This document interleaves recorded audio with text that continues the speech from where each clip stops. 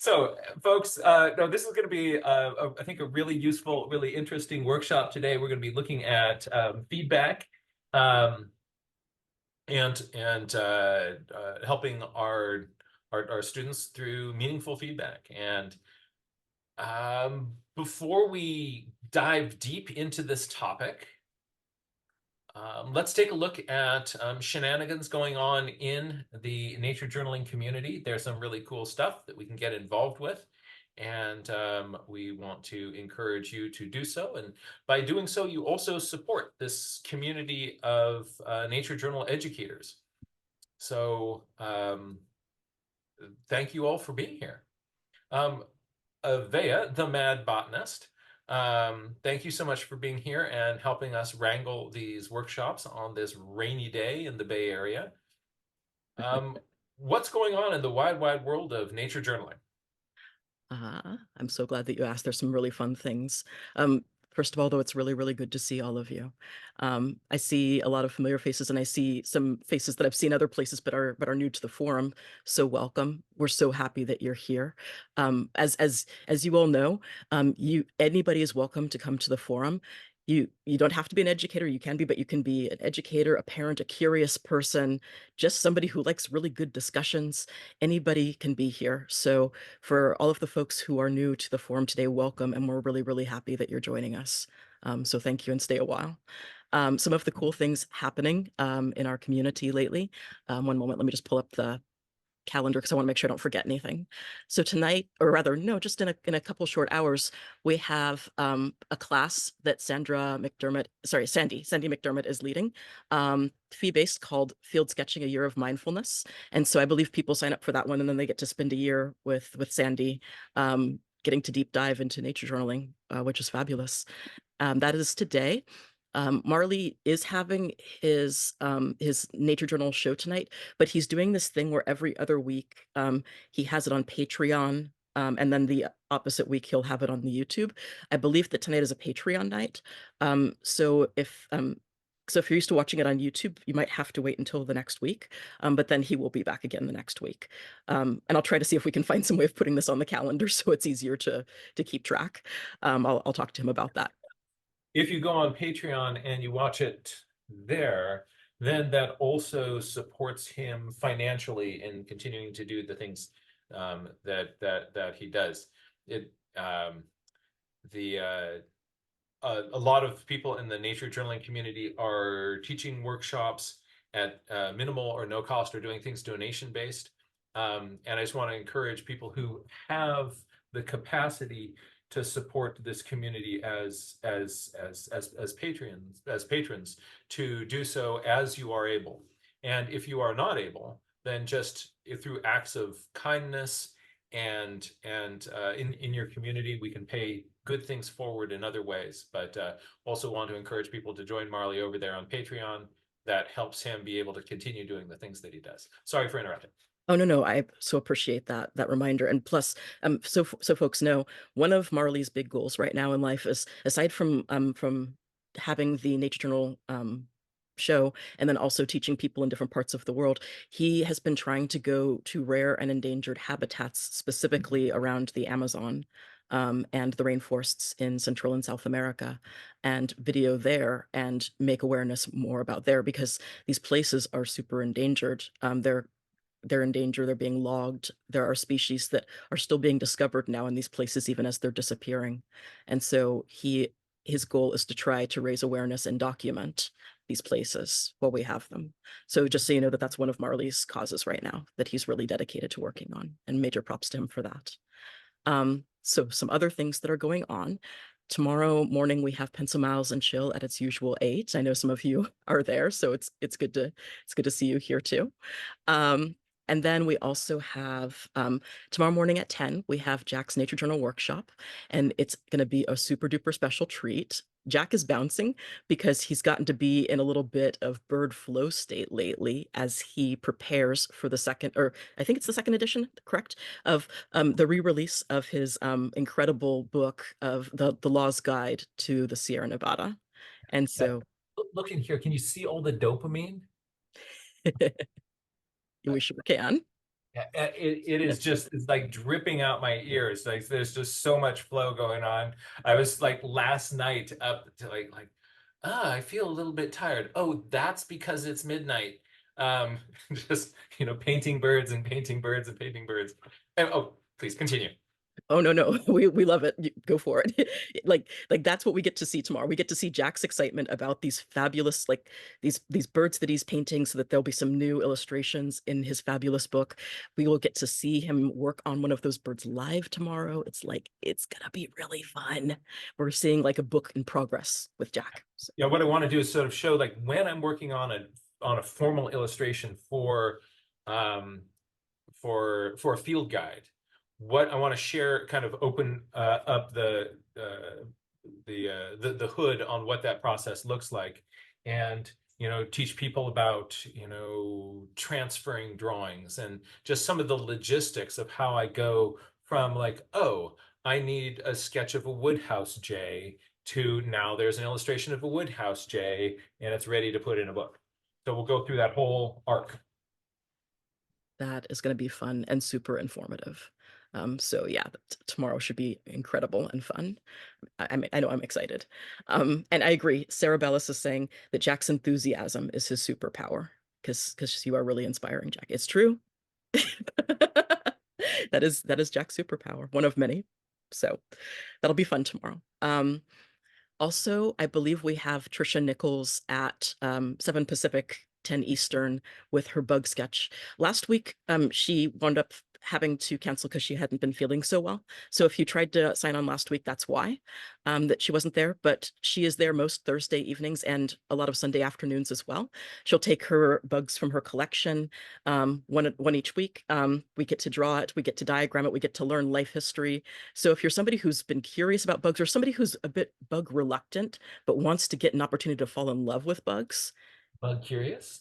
bug curious. Yes, I love this. If you're bug curious, Trisha Nichols is your person. Like her enthusiasm is infectious. Plus, before long, you'll be joining the rest of us playing a game about how many tangents can we get Trisha on, because her tangents are hilarious and informative. So that's fun. So that's happening. Sorry. No, I've heard you talk about these tangents. That sounds like a fun game. Distract the illustrator. It is really fun. Okay, someday I'm going to go through her recordings and find the best one and send it to you. You've got to see her. It's hilarious. Oh, God. If you can't tell, I'm a huge Trisha Nichols fan. Plus, I met her in person and she's just the sweetest. If you live in Philadelphia, look her up. So that's Thursday. Goodness, I'm going to see. Let's see here. Okay, yeah. On Saturday, sorry, no, on Sunday, my apologies. On Sunday, we have the Santa Monica Mountains Nature Journal Club meetup in person.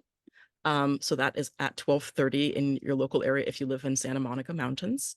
On Monday at 6 a.m., and I think she's here today too, is Nature Journaling with Bethany online, drawing white animals in the snow. And I think that Bethany Milam is here actually. So if you have questions, then write to her, please. Oh, Trisha moved to Michigan. Okay, thank you for letting me know, Hashi. I didn't realize. Okay, so Trisha's in Michigan. But yeah, if you are interested in drawing white animals in snow, which sounds amazing, check in with Bethany. That will be Monday at 6 my time. Yep, Bethany is here. And then next Wednesday, we start over again. Oh, yep, yes, I can see the polar bear.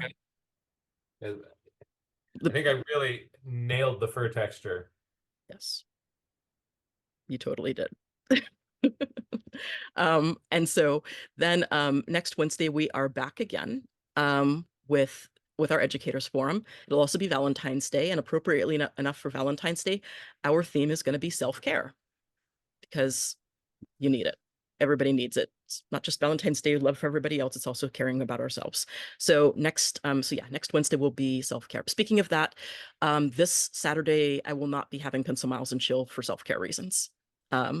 So just so y'all know, but I'll see you again. I'll be there Thursday. I'll be there next Thursday, and then we'll continue. Okay.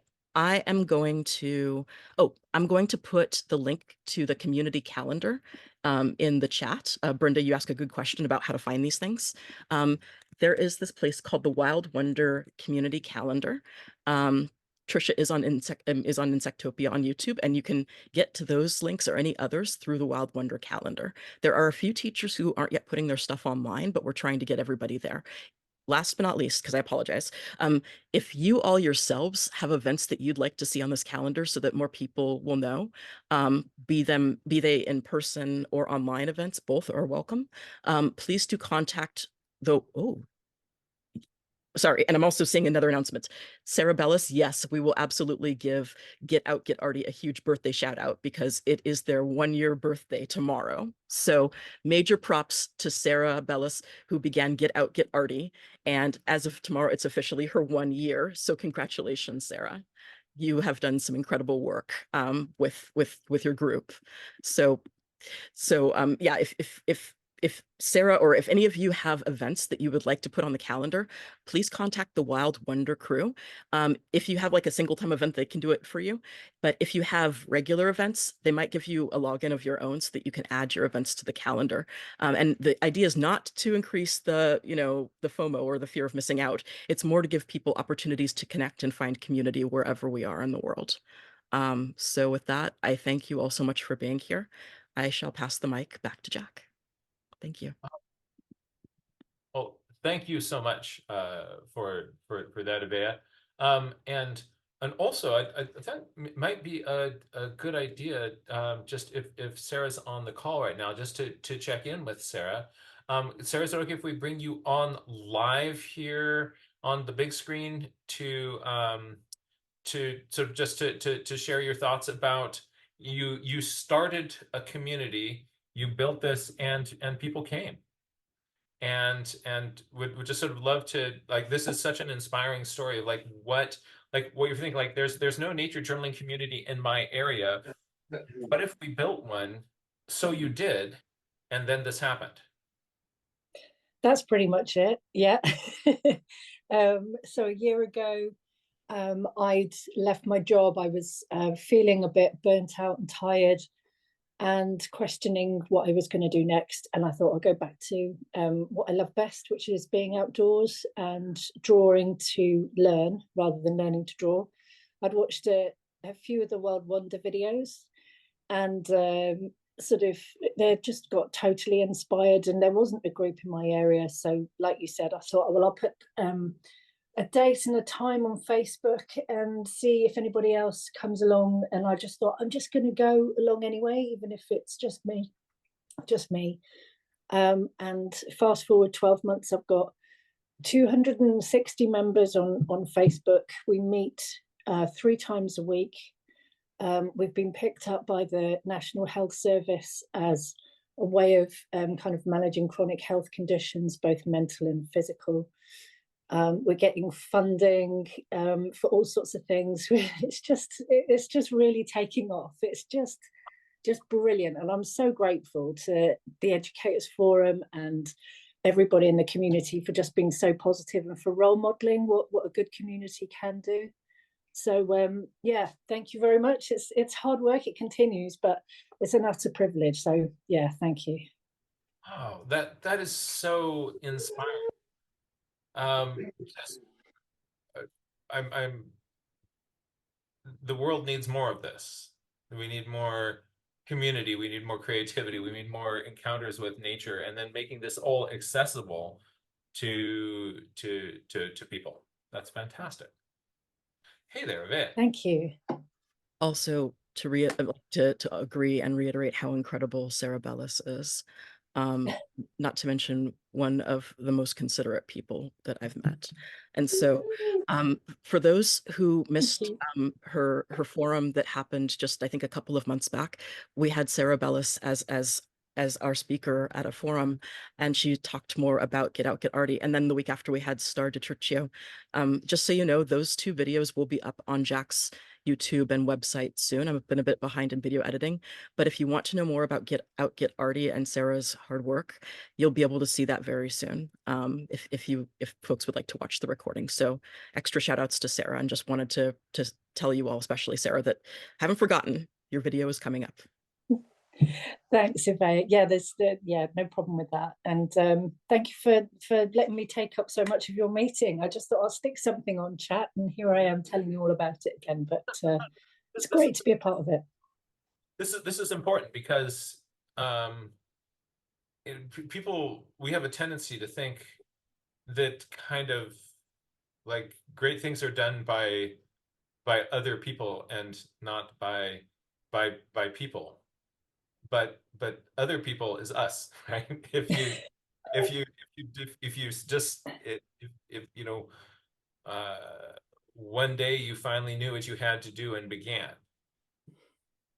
Yeah, I think that's it. I'd just come to the end of the road, and I think somebody else in the forum, maybe Star, mentioned a couple of weeks ago that you have a certain energy and you're sure you're being helpful, but you are pouring from an empty cup. And it's about going back to listen to that little voice, go back to your passion and do what you love, and just do nothing else. Just keep doing what you love, and keep turning up every day, and good things happen. It's lovely to watch. It's really nice.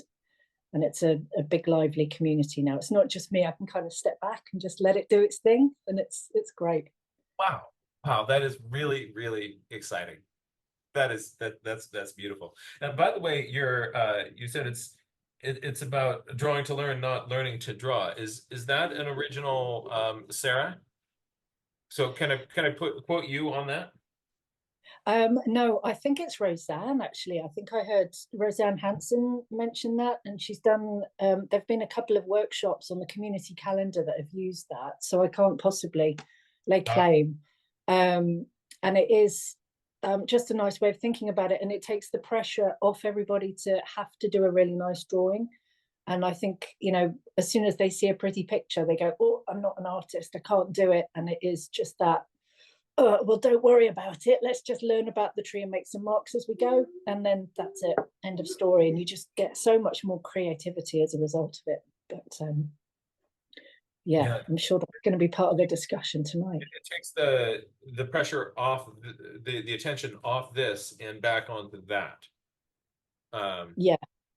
That's really useful. And that ties in with our topic for today, because we're going to be talking about things that also really, you know, the way in which we give feedback can also then put people back in that place. If you're like it's all about the tree, and then you kind of lean over and you go like, oh, what a gorgeous picture, right? And they go like, oh, I thought it was about the tree. Yeah.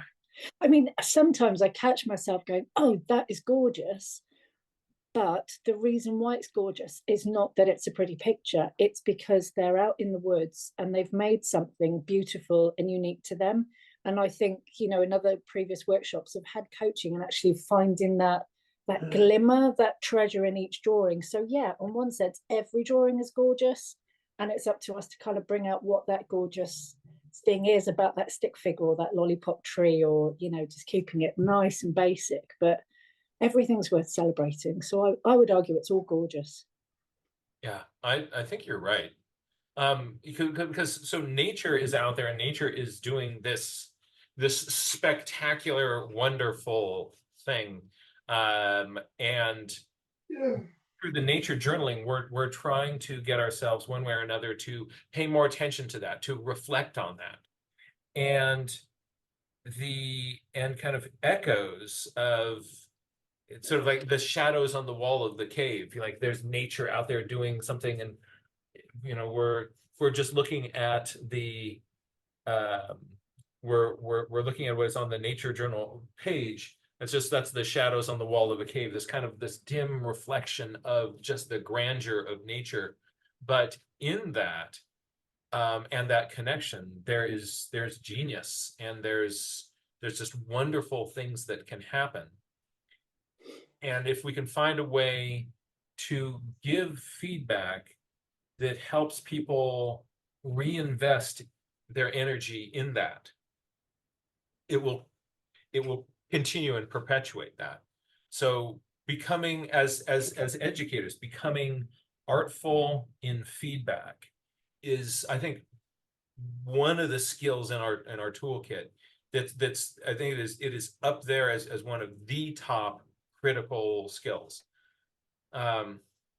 So what let's, why don't we all do this? Actually, I was just going to pick your brain on it, but I think that let's actually do a brain dump in the chat on this. What principles do you find personally really helpful in giving feedback, right? In giving nature journaling feedback. I'm gonna encourage everybody to open up the chat, write some things in there, but don't hit send yet. Do not hit send, because then what happens is everybody just starts reading the chat. And when we do that, the anchoring effect takes over. And whatever the first thing is that kind of came up in the chat, then everybody's like, yeah, that. And then we stop kind of thinking about our own creative things. So don't hit send yet. Let's just take a minute or so here, and I'm going to encourage people, and then we'll dump that in there. Is it all right, Sarah, if I kind of keep you on the line here a little bit? And then what we'll do is and then we'll read some of these, and we're going to be reacting to it and thinking about these. Just would love to hear what. Oh, Jack, could you please repeat the prompt one more time? I'll make sure I write it down. So yeah, the prompt is, what principles do you find the most useful in constructing feedback on nature journal pages? Or what ideas are really helpful in that? Thank you.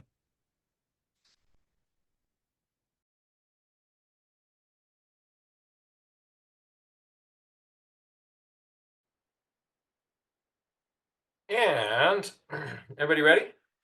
5, 4, 3, 2, 1. Whoop! Let them rip.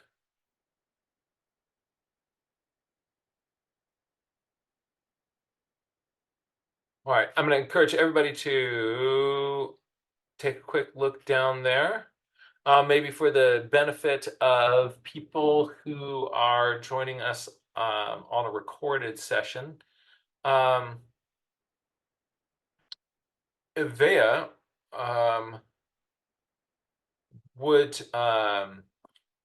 could we bring you on to share to help us read some of these?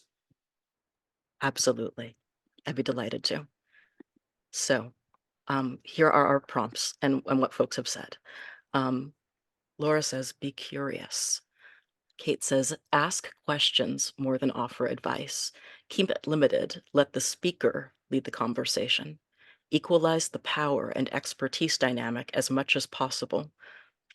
Mutualism, and then mastery.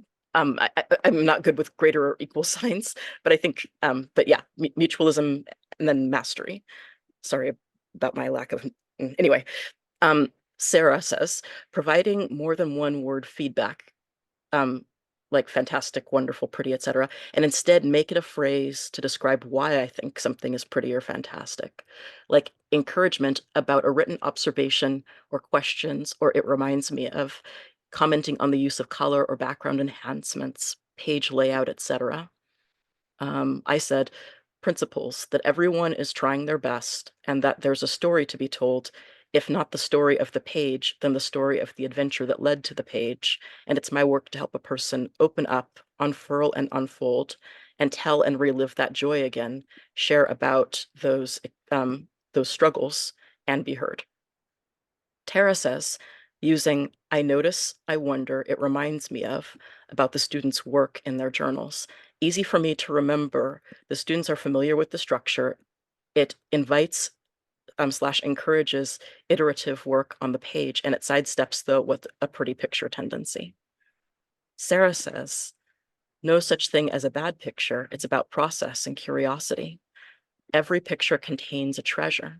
It's all communication. Everyone moves at their own pace, and beginners inspire others. Lydia says, be kind and focus on how the observation is visualized. Give some tips on what / and how could be improved, could be developed more. Laramie says, not everyone wants feedback, so asking if they want it prior to giving it can be helpful. focusing on the observations made rather than the quality of art/writing/etc. Leading by example when evaluating my own work in a discussion. Setting the tone of a meetup/session as observation focused. Chris says, questions that encourage curiosity about the chain of events over time that they've seen and recorded. Carolina says, showing characteristic of an object, example tree or plant, interesting feature or connections between organisms. Jim says, I try to gauge the level of engagement of the student. If they are engaged, I count it as a success. Star says, encourage reflection through questions. Remember that everyone's work is part of them, an expression of their minds and hearts. Hold them reverently. Help the person look more closely by pointing out specifics about the subject. Always start and end with positive comments. Jack says, use in a warmo, or I notice, I wonder, it reminds me of, to reflect on their, I notice, I wonder, it reminds me of. Ooh, what an interesting observation. I wonder why it has such thick fur. Reflect back what you see, the observations and strategies they use. Ask about how they do or think. Rebecca says, ask the creator to share what it was like to create the piece. What do they think works well? What did they struggle with? Bethany says, communicating what they were exploring, creativity, original thinking, art techniques, thought process behind the page, visual, words, pictures, numbers, curiosity. Eleni says, ask permission to learn if a person wants feedback. Let's not assume someone wants feedback. Someone may need or want to sit with their piece. Matthew says, there is a distinction between the mindset/act of nature journaling and what results on the page. Helping each individual with their mindset is different feedback than helping them achieve what they wish to achieve on the page. Sarah says, I like to draw at anything I see which feels unique to that person's perspective. Their mark making, the words they have chosen, the way they are looking at the subject. I believe nature loves diversity, and we need more diversity of voices speaking about nature, visualizing nature, engaging with nature in all the possible wonderful ways. Kate Rudder says, what a wealth of insight. Sorry, the next one, there. Jack says, give feedback on words and numbers, take the focus off the picture. Tara says, I also like to ask students to give feedback on their peers' work by asking questions like, what patterns do you notice across all your journals? What strategies did you see a classmate use that you might try next time? And those are what I read from the chat. I hope I didn't miss anybody's. Those were some really, really fun to read and really well-rounded. So neat hearing everybody's different ideas. Perhaps. Oh, sorry. Yes. Perhaps I could ask a question, although I don't want to also derail, but I know that since our topic today is art feedback, what is the distinction or overlap between art feedback and nature journal feedback? Oh,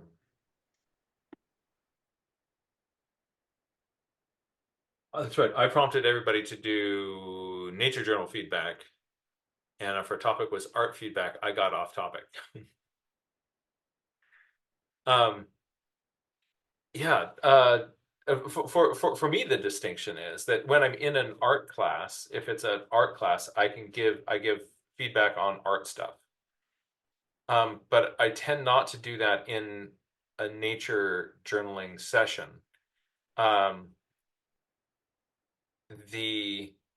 Just as if I was teaching a class on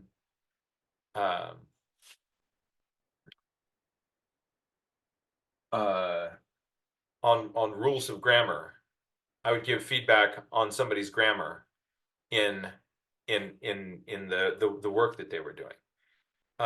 But if they were writing a poem that is sort of connecting them with some experience, then that's really not the place for kind of getting picky about grammar. Okay, this might sound strange, but is there ever a time where one might be within the other?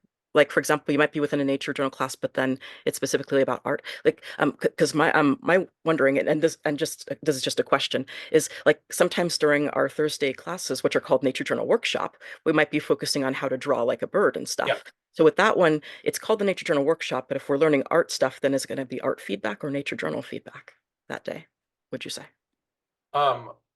You're right. We have the demarcation problem, and sort of where the kind of the line between those things is going to be shifting around and moving is different. Yeah, if in a class where I am, say, teaching about drawing birds, then I often am much more inclined to kind of be looking at sort of the art aspects of that. Then if somebody's sharing something that's a nature journal page, I try to give more feedback on that as a nature journal piece.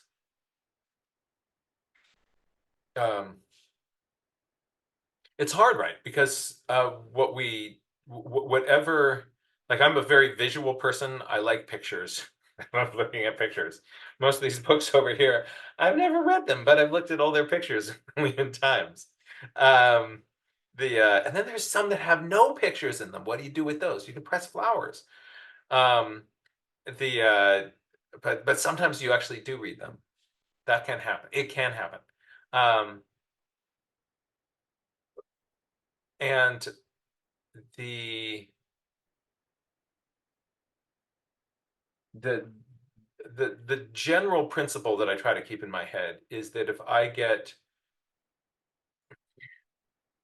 that getting gushy about a picture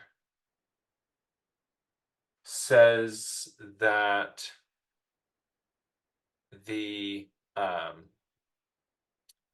that really is the objective. But I want to help support people. And so for me, it's kind of it's a constantly kind of moving thing, but I'm really trying to have in my head kind of those principles in my mind and my heart. It's such a hard balance to strike. And Yeah. I've heard a lot of people talk about your feedback about how encouraging you are for folks. And that it seems like that is the number one thing, is that you project positivity and kindness and encouragement with your feedback. So even though it is a really, really rocky balance, and people say that that's the thing that shines through the most about your feedback. So if that has been your goal, then you're succeeding. I'm trying. I'm doing my best. So Sarah, how do you kind of balance those things? What do you find as your kind of, what kind of crystallizes feedback for you? I should say I'm still a work in progress, so I have a lot to learn, and I'm still developing. And there are times when I blurt sometimes, and I'll just go, "Oh, that's beautiful," and then move on to the next, and I don't get a chance to qualify. But at least I'm aware of it, that I'm not perfect. Nobody's perfect. That we're all trying to work really hard to create that kind of safe environment where people can be creative. And I think overall, if you're moving in that kind of direction and being open about what you're thinking, so a lot of what we're discussing tonight, I will openly discuss with my group tomorrow morning, so they can give me feedback on how my feedback is affecting them.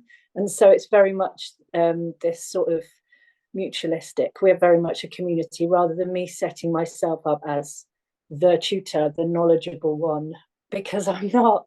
I'm part of this community, and we're keeping each other company to learn together. And so I think a big thing for a lot of the group members are, yes, definitely ask permission first if they would like feedback, and what kind of feedback would they like? Would they like it on the artwork, or would they like it on the process that they've gone through to create that page, and the balance between the words, pictures, numbers? And then I think a lot of just, I mean, sometimes there's quite a neat sort of fun trick is that altogether, if somebody wants to move forward with their drawing, if they're kind of frustrated or new to it and they're feeling a little bit overwhelmed, we might just do 10-second blind contour or modified contour just to kind of loosen up a little bit. And then everybody, and it's all level, so even the most experienced artists in the group are making the same messy marks and communicating in the same way. And then the feedback almost doesn't matter because no one was looking at the page. And that seems to set the tone for the rest of the meeting. And gradually it's just coaching and coaxing and bringing out that creative confidence. And the beautiful part of it is to see the same people week after week, month after month. And sometimes the feedback can be about the artwork because you're actually celebrating their progression, the fact that they're doing the pencil miles, that they are being proactive with their curiosity, that they're naturally using Iniwermo without realizing it. There's all sorts of lovely things that come out just on that page.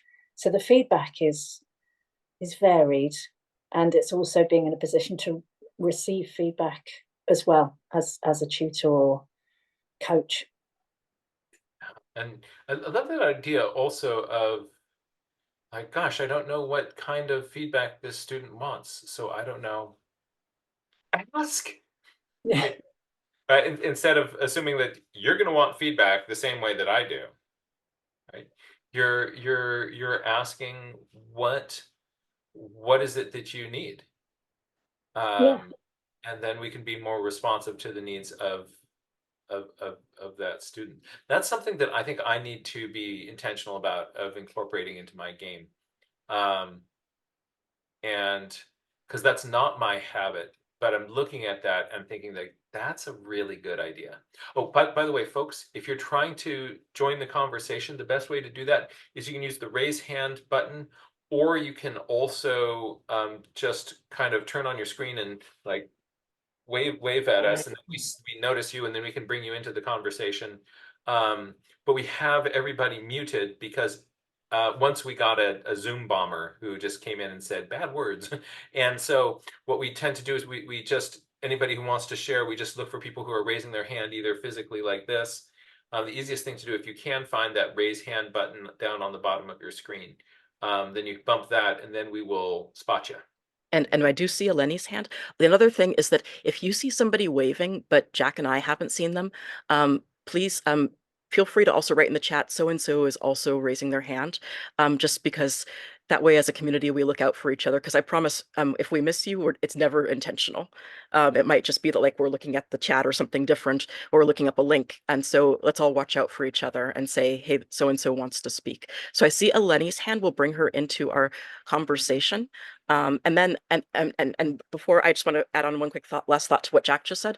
Another thing is questioning, and this is a thought that I got from one of my Pencil Miles and Chill participants, Candace, who's amazing, is to think, are we giving feedback based off of things that we ourselves as instructors are trying to work on in our own practice? Are we paying attention to the things that we ourselves are preoccupied with? Something from Candace. I'm going to pass it to Eleni now. Wow, what a great conversation, as always. We I love want our Wednesdays. So I'm going back to the original question, which I think, if I remember correctly, is about nature journaling feedback or art feedback. So me being me, I know what those two things are pointing to, but I think in the actual lived life, they're very hard to sort of separate. But when I do think of them as separate things, I think the overlap is probably, at least for me, my first thinking about it, composition. Composition is a kind of nature journaling piece because it will, like, which information is more important, might be bigger or appear closer. And the information, or maybe it's like, oh, I feel really sad about this bird. You might write that really, really tiny for yourself over in the corner. So what is art feedback and what is nature journaling feedback might not be that distinguishable if composition is something that you're considering in both ways. So that was that really sticks out for me. So that was one comment. And then the second comment, which I'm really kind of mirroring back what I'm hearing in this wonderful discussion, is that like with anything, it starts with relationship, right? It starts with relationship. So, if I have 12 people in my class and there's one person, who's I connect to maybe in a certain way, I might feel, like more comfortable giving feedback. And yet that might be the very person I might make a mistake with. I might forget to ask, like, oh, would you like to hear my thoughts about, so it's kind of like relationship. And so as a facilitator or a teacher, I think what's really challenging is that you're in relationship with X number of people at one time. So you really need, I'm sort of doing a thing, doing some kind of movement with my hands, trying to be aware of every single person there and then feel my way into what I'm going to say and be spontaneous. That makes sense. So it shouldn't be so labored because people will pick up on like you're struggling so hard and maybe you don't really want to say anything. So everything is in relationship and lightness and really being, I would just say love. I mean, if you don't love teaching, then don't do it. Something like that. And also what I see, and also I think is kind of inherent in your approach there, is that you have to be paying deep attention Yeah. to the work itself and to that student, and you're trying to figure out what of all the things I could respond on is going to be relevant and meaningful and useful and welcome to this person, what is going to kind of help them Yeah. on this sort of next part of their arc. And the way you're describing it requires really intense, deliberate attention. And it's also takes a lot of practice, for folks who've been teaching for many, many years. There might be more experience with this sort of double, triple consciousness. Um, Another thing is when I teach, whether it's nature journaling or art, is I'm also, and it's not everyone does this. Many teachers don't make art when they're teaching art, or they don't, they're just going around and talking to you.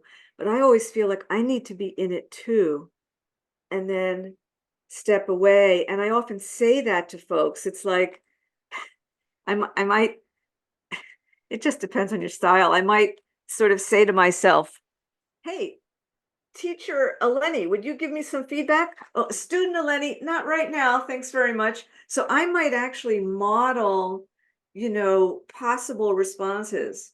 Teacher Eleni, oh, would you like to know what I think about X? Student Eleni, not yet. Give me a minute. And you can change your mind. Oh, okay. I'll let you know. I mean, I sort of do that. It creates a lightness in the I class. want to be in your class. And it can be kind of hilarious. Oh, that's cool. And In a also, good way.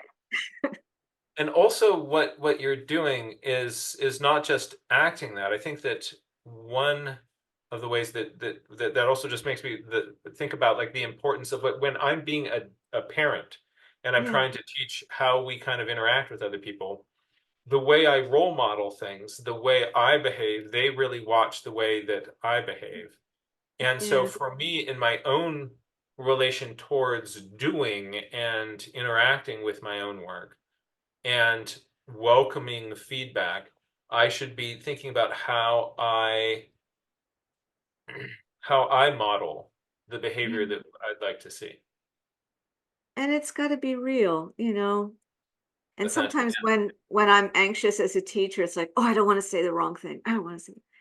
I then notice all of that, notice it, and then come from the heart. When you come from the heart, it's going to be okay. It's it just is because people feel that they feel that you're coming from the heart. That is really That's really, really useful. I like your idea of you're authentic. You're going to do the best you can.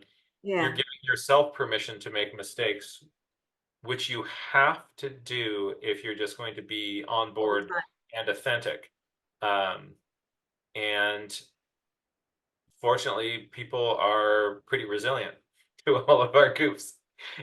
But in that, if we're being intentional about this, we're going to probably the proportion of missteps or goofs that we might make are going to be smaller in proportion to how we are helping people along. And if we're not, they're just going to stop coming to our classes. Yeah, that's right. And we might think something's a goof, but you never know because someone might have learned something from that. That's really wise. And yeah, I mean, and also for many of us who've taught for a long time, you know, you might say to yourself, or let's say I might say to myself, "Oh, I've done that before. It's all done." No, no, no. I still prepare again, because if I don't come at it in the fresh way, it's going to be stale. So I'm, Hmm. you know, I'm curious if others have that experience too. Of preparing for something that you've done a million times. You say, "Oh, I've done that. I know how to do that, so I don't need to prepare." Do you prepare anyway? What's your experience, Sarah? Oh, there's so much in that.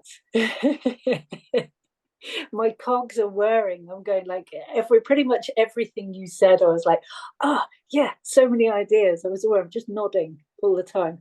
I love that. I think the most important thing that I remembered from what you said was just be yourself. Come from a place of genuine love, genuine passion, and everything kind of flows from there. And then being open to making mistakes and messing up and being clumsy and all those sort of lovely things, because then they're seeing that you're human as well.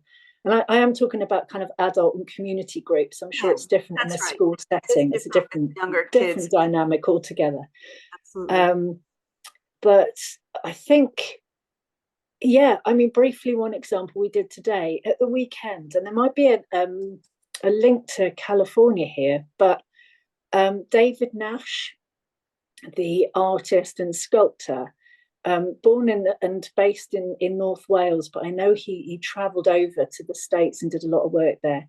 And he is doing an exhibition at the moment of tree drawings, and they're beautiful. And he just takes soil, throws it on the page, and then does this whole like body movement thing, and he gets charcoal and found objects. Anyway, I thought I'm going to try this with my group today. And we took big bits of like A2 sugar paper out into the woods, and it was muddy. And I invited people to get down on all fours and just do a David Nash and just kind of make really big marks. And we started with tiny little marks and then just got bigger and used all of our arm. But there was noticing in that as well. So it's this sort of journaling and art feedback overlap. So again, being conscious of the feedback I was giving throughout it, I could kind of see it was a useful exercise to see people's confidence. So again, getting away from good picture, bad picture. But the people who were really out of their comfort zone did really tiny little pictures in the top left-hand corner. But the people who were really happy with what they were doing, just really almost rolling in the mud and like throwing it everywhere and really enjoying it as a process. So I think if you're in a position to facilitate or teach or coach or support in any way, there's an instant feedback that you get from the marks that people are making, and it's kind of being aware of that and going gently and going with the flow and being aware that not everybody's comfortable with what you're asking them to do. Yeah. Yeah, and those little micro pictures when, you know, that I know I do encourage people to do landscape ethos, but very often, like when people are, I'm going to draw the bird, I'm going to draw the tree. When there's a little tiny thing over there, that I think you're right that may suggest that kind of there's fear, there's trepidation in kind of using up that piece of paper. I'm not worthy to kind of occupy that canvas. I'm gonna check out David Nash, you said, and I'll look. Oh, wow. Yeah, please That do. sounds really exciting. And I saw that, Elena, you were about to say something to connect into that. Yeah, that's good reading of body language. I learned that from Bevea. Do you know, like she's constantly also usually like watching the chat for people's micro expressions, like really, really, you know, empathic and picks up on people's vibes and sort of notice. She's really kind of helped me kind of notice when something happens that kind of makes people smaller, make people bigger. So what you're saying about what you were saying first about kind of really paying attention to people.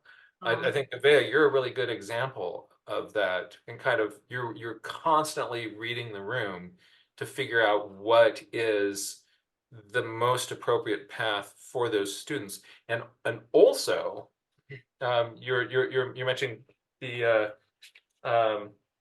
how as you're building these relationships to sort of know them, Yeah. Avea knows people's names, knows their backstory, sort of finds out like what is, the idea of specific feedback is going to be different for each person. Like if I'd love to kind of have you also reflect with us about kind of what is your process of paying attention to those individuals to kind of figure out more of like where they are and what they need. Maybe first I just asked Eleni a question, then could we bounce over to you for that? Is that going to work? Okay, excellent. So Eleni, you were saying. Yeah, so very briefly, one of the ways that I have that I create a context for feedback is that when there's a pause in the drawing, and I often say, you may or may not be finished, take a pause.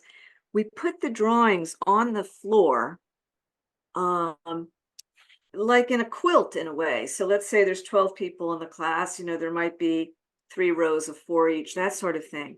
And the first thing we do is I just invite people to just look at each of the pieces. And it's always optional. Like if you don't want to put your piece down, that's fine. But everybody does. I've been doing this for like at least 7 years, and no one never rarely ever, with the one exception in 7 years, everyone puts their piece down. And the first thing we do is look. And after some silence, I'll say, it's so amazing. And it's genuine each time. And I say it each time, how different every piece is. How different, how unique each piece is. And then the first invitation is, does anyone want to say anything about their own piece? And that really starts the conversation. And that's sort of, oh, looking at my piece, now I see X. And I ask different questions. If you have more time, what would you do next? And I don't know is a perfectly good answer. I don't know is always a fine answer. So, but that's the looking, the silence, the noticing that it's different. And then I often say, I think it's kind of true, but you'll tell me if it's not. I said, if they all looked exactly the same, it would be a different kind of class. That would be a wonderful class, but it would be a different class. It would be a class about drawing something from observation, maybe everybody looking at it from the same direction. How could you possibly do that? Maybe from a reference photo. That would be different, not worse, not better, just another setting. And I just find that giving everyone that opportunity to just look in silence, going from one to one. And one thing I've learned as a teacher is not be afraid of the silence. Don't rush to fill it up. I always give, if I'm comfortable with it, with 60 seconds, then inside my head, I count to 10. I take it further. And I tell people the silence is fine. Don't worry. We're not, we're here. That's, yeah, I think, from I know in radio, they can't have any dead air time, Right. but it's in those spaces between things Yeah. where we think. And digest. And it was hard in the pandemic because I was teaching online, and now it's getting easier. But I even tell people it's okay. We can be silent. We can just look at each other. We can, even if you turn your camera off, that's fine too. We're here. We're not going anywhere. It's learning new, pandemic. We had to learn new skills altogether for that. Yep.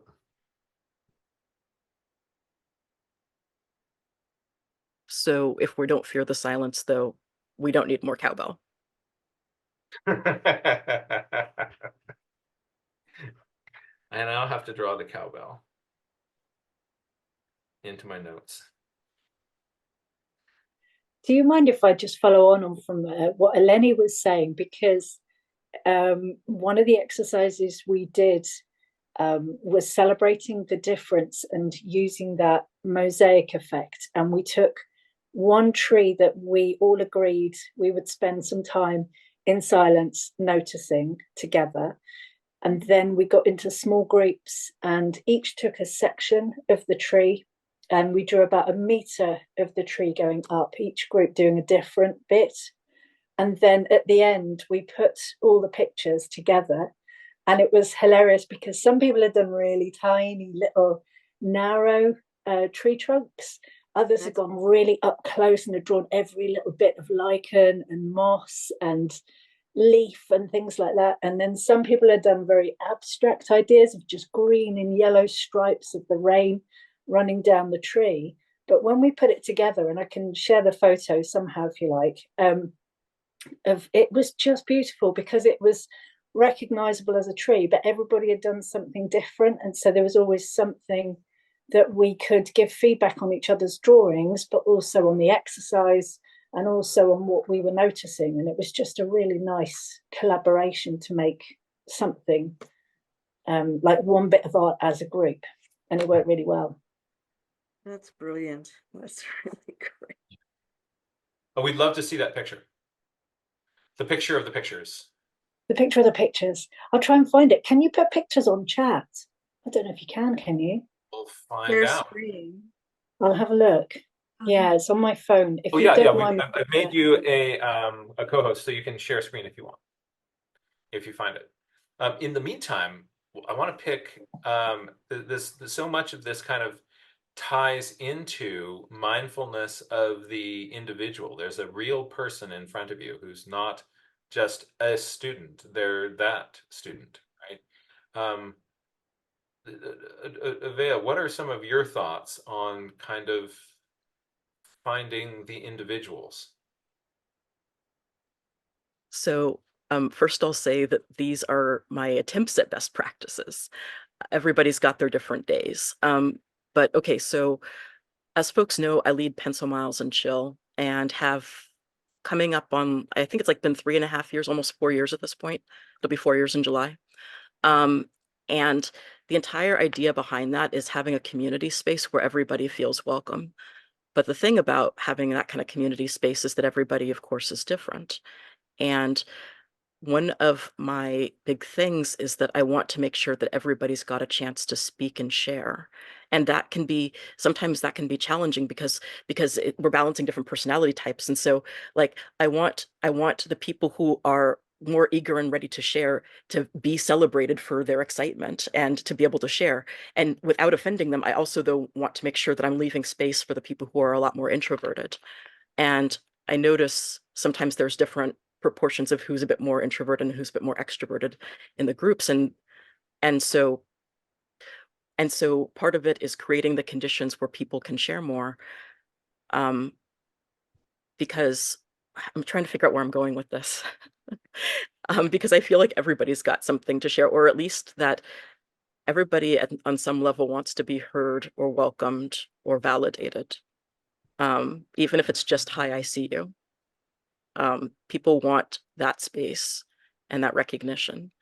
And so I find it really important to learn about each of the participants in the group, because then that way it makes it easier to follow up. Like if somebody came back again the next week, but they're also a bit shy, then you have a question for them because you remember what they were talking about last week. You remember their process, and you remember the things that have been happening recently in their lives. And the wonderful thing is it's not just me doing it. There's a bunch of people and a particularly solid group of regulars who do that too, who reach out and ask each other, hey, how are you doing? How are things going with whether it's a pet or whether it's, something at home that they needed to fix, or whether it's, something about the nature journal. And it's beautiful. And so to tie that to feedback, like Eleni was saying earlier, and like Sarah was saying earlier, feedback is about developing relationships. Um, and helping a person on their journey and helping them feel safe enough, because a person, like some people might feel safe enough to just open up and share everything the first time you meet them, but a lot of people are going to need a lot more trust. It's a process of building trust with them so that eventually they can open up and share the things that maybe they're a bit scared to share. Or letting people know that they're going to be safe and not be judged or looked down on for sharing really vulnerable things. And again, that's something I see a lot in Pencil Miles and Chill as well. Um, Especially during the pandemic when it started, when people were very isolated from each other and looking for their people to connect with. And so with any of those things, your number one skill is listening. That I believe is listening and remembering. And so I'm not going to say that I'm the best at these things, but I try just to do it because I like seeing people happy. I like seeing people when they light up about something, or I like seeing people take that little breath of relief when they feel safe, or when people have shared something that's deeply personal to them and difficult to share. I like seeing that moment where they feel safe, especially. So, um, was that helpful? Is there anything about that I can elaborate on? That is really helpful. So you're kind of reading the room. You're aware that everybody, you talk about like everybody's seat is saved, and when they're in the room, everybody who is in the room is seen, right? Has an opportunity, if they wish to be able to participate and share. If they choose not to, they're still seen. Exactly. And so you're deeply listening. You're paying attention to what those people say, and then you're following up on that, which sort of connecting back into that thing that you said earlier, that then makes it clear that yes, I heard, and I wasn't just kind of great. Now, does anybody else have anything to say? Right? Exactly. And that for me, that could be a bit challenging because like sometimes there'll be somebody who has a bunch to share and I want to let them share and I want to say a comment that's validating them, but then I also want to make room for others. And then that's a really difficult balance to strike. And that's actually the number one most difficult thing that I do during any get together and gathering, is trying to figure out exactly how to say the thing so that the person who just spoke knows I heard them, but then also give room to somebody else. Because every single time without fail, I worry that the person might feel dismissed. Every Right. time. I worry about that every time. So part of the compulsive following up is also making sure that people know that they were not just being dismissed. It's making sure they know that I actually really care, and that I'm glad that they're there, and that I was listening, and so that way I hope I didn't make too abrupt of a transition, because I know that if I were to sit in the room with any of my regulars at Pencil Miles and Chill and any of the new folks as well, we could talk all day. People have got stories inside of them. Each individual person could go on all day because they've got that many beautiful stories inside of them. And so the other idea is to make sure that we have regular time so that people can let those stories come out over that period of time so that they can be heard more than once. And so that way being heard becomes the regular. That becomes the norm, not having to fight for your voice to be heard. Um, and I know that a lot maybe it's because I myself I'm an introvert. Um, and so I know that there'll be people sometimes who either have to mull over their words a lot before they speak. I mean, there's like people might think that somebody just doesn't speak and there's one reason. No, we have got so many reasons why somebody might have trouble speaking.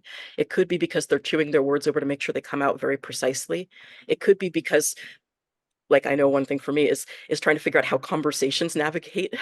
It's like if you are from like the country and then you come to the city and you're trying to figure out who goes next and like when this light goes and like who's turning on reds and it's like that's what conversations can be like and it can be overwhelming. So then, having that moment where you can say, okay, everybody, let's pause here.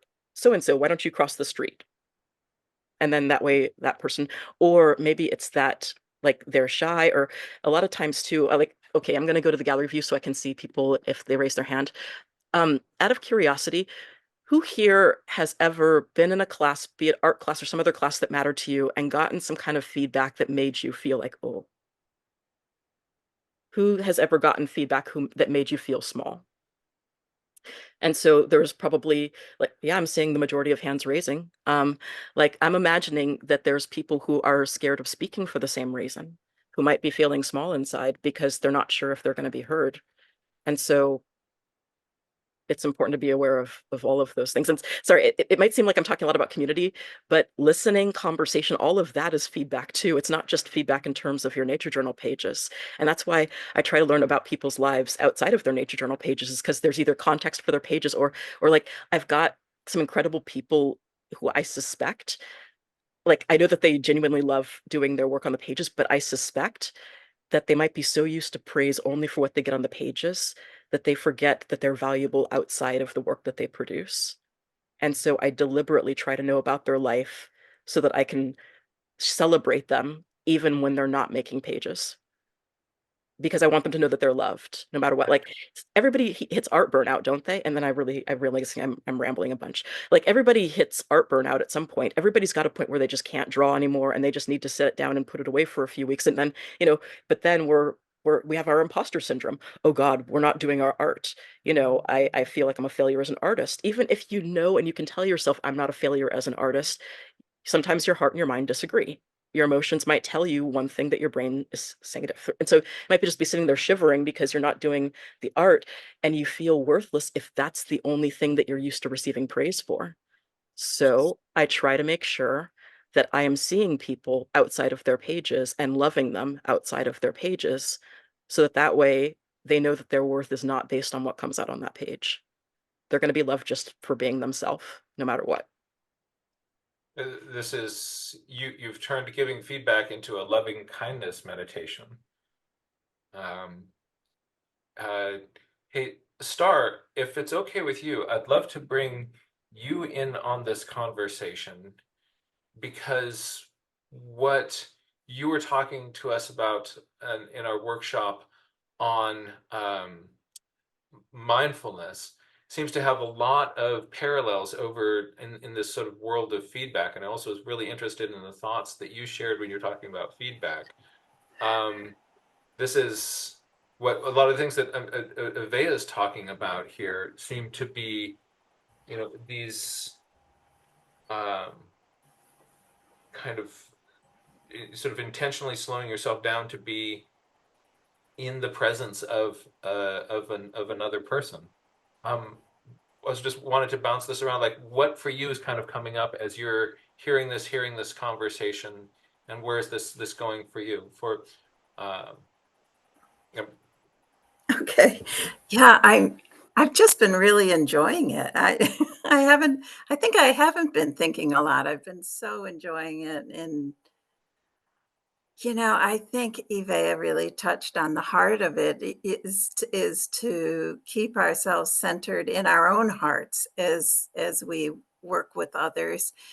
And that is there's a lot of focus when we think about working with students or just our fellow nature journalers, where we automatically go to the place of thinking about the other person, which is certainly needed and important. But we also have to think about what we're bringing to it. And are we really coming from a place that's centered and where we've left our own agendas behind? If we're going to talk about somebody else's work, we really have to try to keep our mind very open and in the slowing down for me is really important, you know, just to be fully present.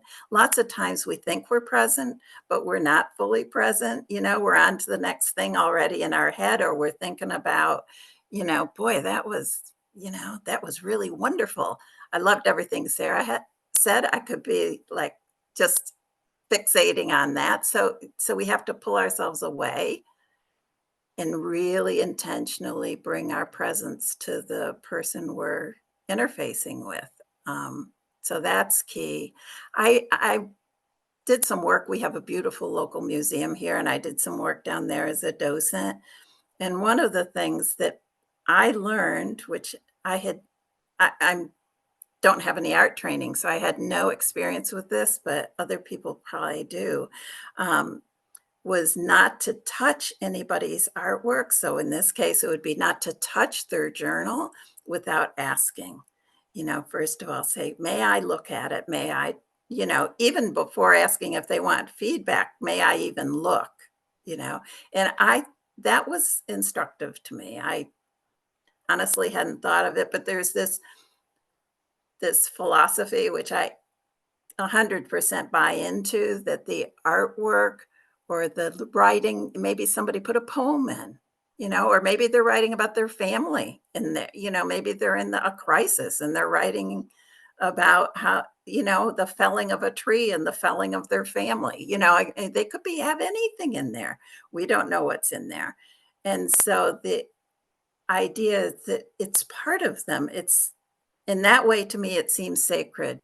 You know, it's really part of their interior life as well as their expression. And so we have to be so careful how we approach the conversation if we're going to have it. And yes, always ask permission to have the conversation, for sure. I guess those are some of the things rattling around for me, Jack.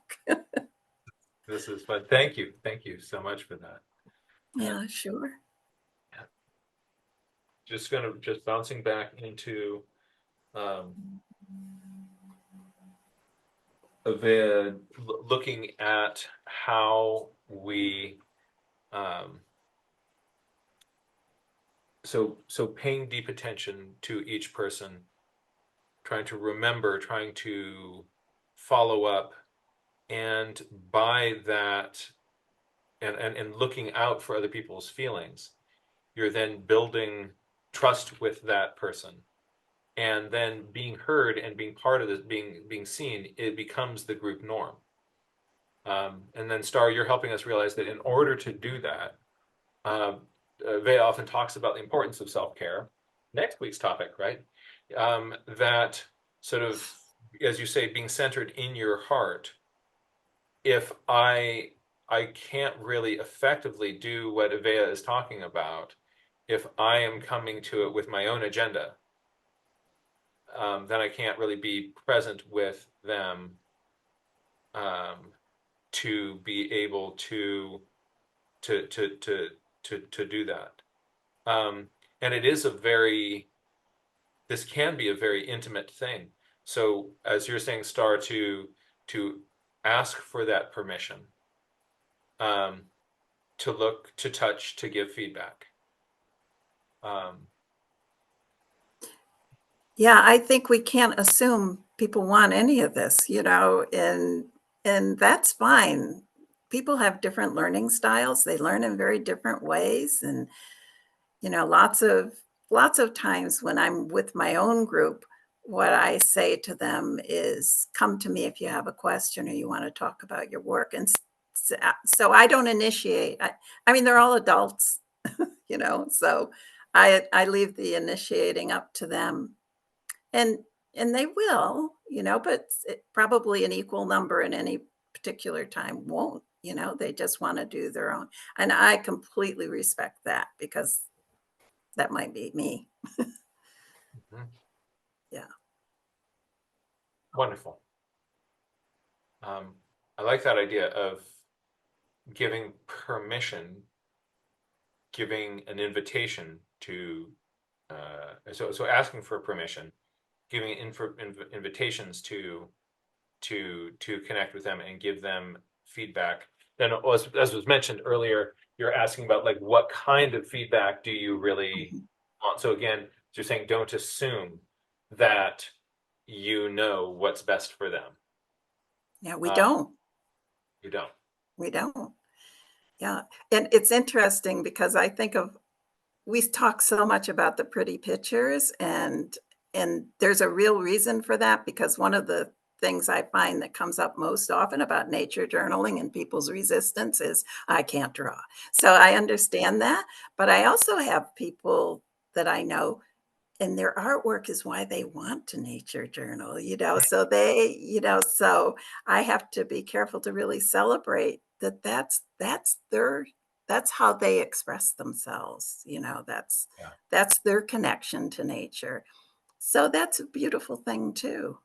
And if we kind of get into a sort of a vibe where, you know, oh, this is a pretty picture, so then that means you're doing it wrong. Then we've also totally. Yeah. Yeah. For some people, that might be just the right thing, so Mhm. yeah, That's it's right. tricky. Ah, that's that is very wise. You know, what's really interesting for me is I've got sort of my stock routine for giving feedback. And I mean, I can share that with you all, but I think what you're going to see that where we've gone in this conversation is much deeper, right? I think I've got kind of I think I can give you like a useful algorithm for giving feedback, but what you're talking about here is much deeper. I think more important is the intention and as Ave was saying, like the relationship that Mhm. you're building here. Um, and Eleni was really stressing that too. This idea Mhm. that you are this is about uh, this as you expressed it, this very sacred relationship. Um, if you're going to be connecting with something as personal as their art. Yeah. So I'll give you like so that, like when I was thinking like what would my advice be for giving um giving feedback. Let me just sort of share that framework with you folks, and I think you'll see that okay, there are some useful pieces in there, but the most important thing is that and if you are using any of that sort of approach, that's in the context of what we have been discussing here, right? So my um the Sarah, when you come back in, just let us know and we'll bring you back in, um and and we really appreciate you being here. And also I see that Tara has uh, raised their hand. So let me first, I'll share this, then we'll bounce over to Tara, and we'll see where this conversation continues to go. This is really useful. So my a couple of thoughts that I have on giving feedback is often I just think of myself as a mirror when I'm looking at a student's artwork, and that I will just notice that they noticed something, right? That there's an observation that they made, and I will observe their observation and just reflect that back to them. And that's interesting. And then we can sometimes engage with that as naturalists. Then it's about the phenomenon. It's not about so much about the representation on Yeah. the page. Another strategy that I will often use is I will think of um, besides just sort of the mirror approach, I think of the I notice, I wonder, it reminds me of, and I can do any of those when I'm looking at a student's page. I can, if as I'm looking at it, I've got a question about something that they observed, like the ducks were doing this, and I'm wondering, like, this seems like too early for them to be breeding. I wonder what's going on with that. I'll just ask my question off of their observations.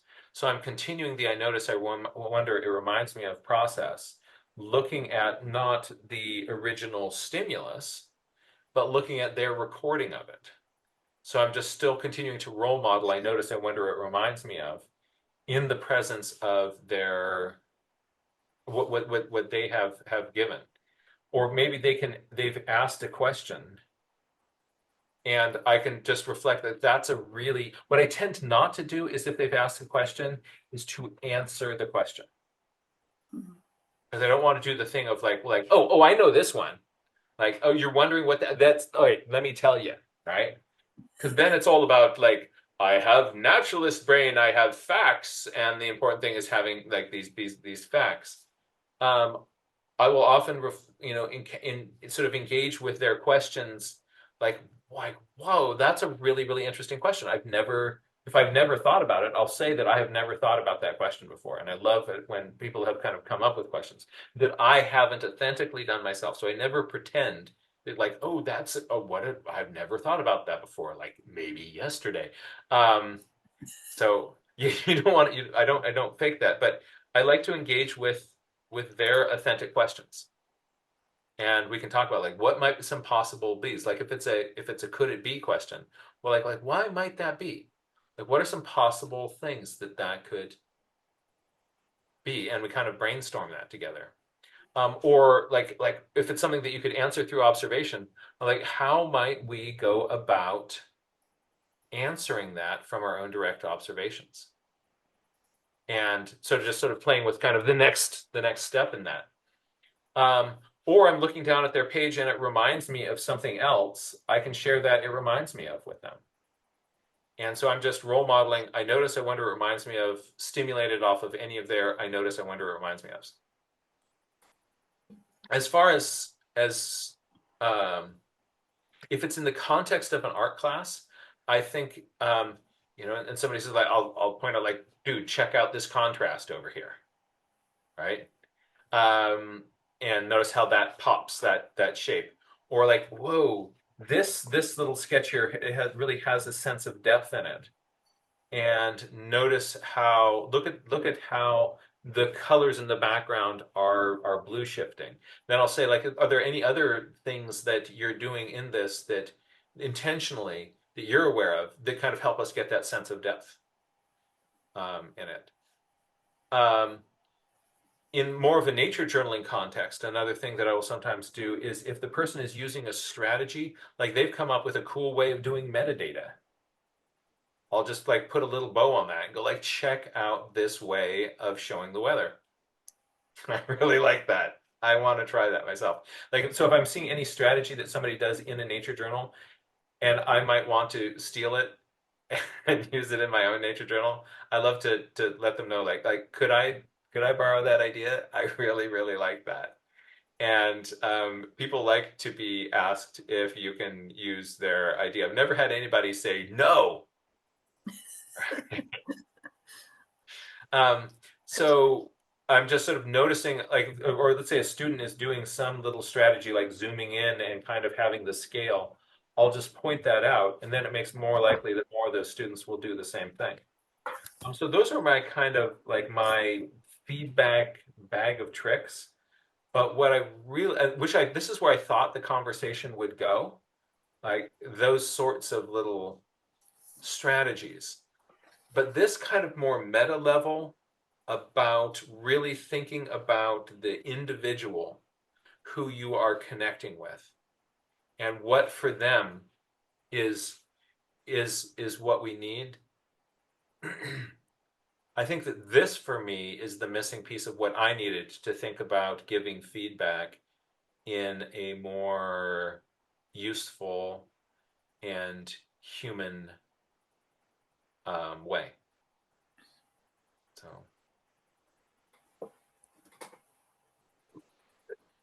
Kara, may we bring you in on the conversation? Yes, over. absolutely. Wow, I've been like taking little notes. I have so many thoughts. I'm going to come back to something that Star you were talking about, but first I want to give a shout out to Jim in the chat asking this question about adapting the permission seeking for a classroom situation because it's part of your job. Like, yeah, I feel that in my soul. And it's a real challenge. I think that with older kids, I've successfully seen it you know, students who are like pretty self-aware. So I'm talking like upper high school, um, at the beginning of the semester, like hand out a little survey that's like, how do you prefer to receive your feedback? And I've seen that done in workplaces too, which has been really cool. Like, yeah, you just hired a batch of naturalists and you don't know any of them, but you're going to have to give all of them feedback at some point.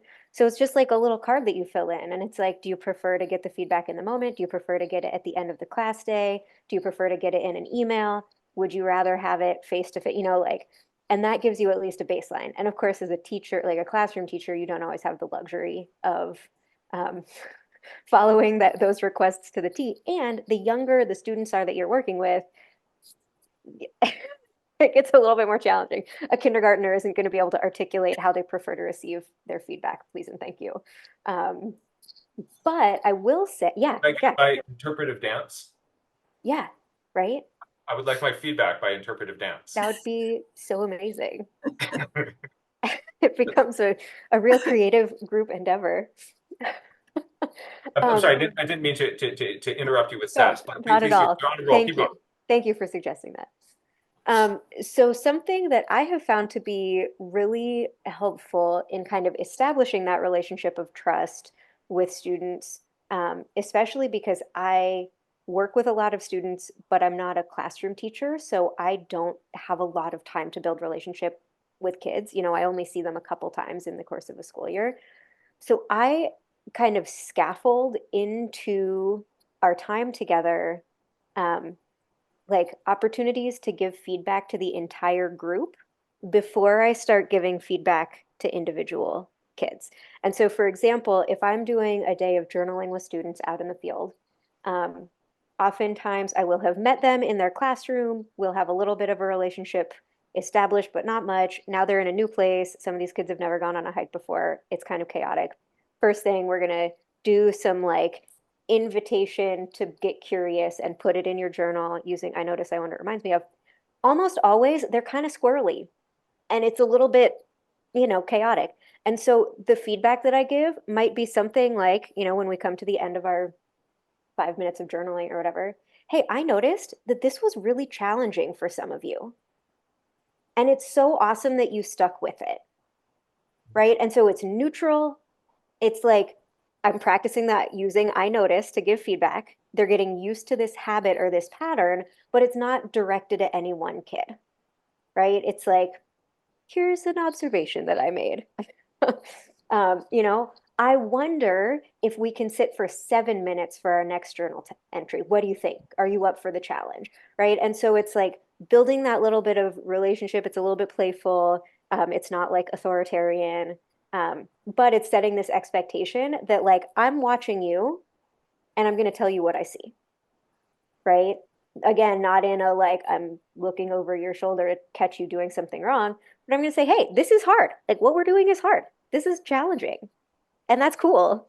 And we're going to do it anyway. And so then that lets me kind of scaffold up to actually looking over their shoulder and saying like, hey, I notice that you really got the shape of the curve on that tree. Or I wonder what would happen if you added a few more numbers to your page, right? Like how could you think a little bit more creatively about what you're looking at if you tried to include numbers or whatever? And then it's never, it's basic. I don't think I ever give feedback that's like, you should do this differently. It's always an invitation. And because I've scaffolded up to that, it's generally fine. And then the other thought that I had, going back to something that Star, you mentioned about pace and slowing down, like collectively, culturally, we are not good at that. In classroom settings, it's super hard. There's so much to get in, oftentimes in home life. You're going from school to activities to dinner time to homework to whatever. And so that's something else that I practice with students is just slowing down. And then I think that, like, I've never thought about this until this hour, but I think that practicing presence, practicing being present makes the students readier to receive feedback. Because it definitely does. Their little lids aren't flipped, right? We can like bring the bring the energy down a little bit, like let everything get regulated. And then we start asking, hey, how could we do better next time?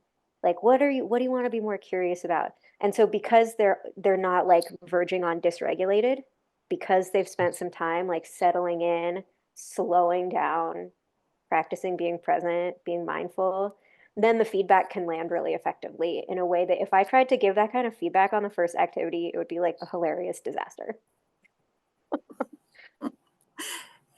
Okay, Tara, that's I all my think thoughts.